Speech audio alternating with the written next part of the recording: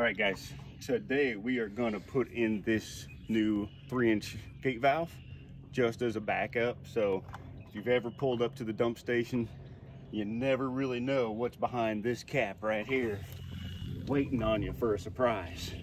So if you're shut up here, theoretically there shouldn't be anything behind this. What is that? This is your dump tube. So with this, you never have to worry about what's behind this because it's a secondary gate. So super simple install. We got this thing on Amazon, didn't cost much. You have your 4-way connectors back here. I already checked to make sure there wasn't anything behind the cap this time. You take off your cap, set it aside. You put this guy on here, kind of angle your handle whichever way you want it to go, twist, and done. Now you have a gate here. Your cap's on. Ta-da! So when you go to dump, you take your cap off. You know there's nothing there because your gate's shut. You hook up all of your hoses, and then you pull this gate.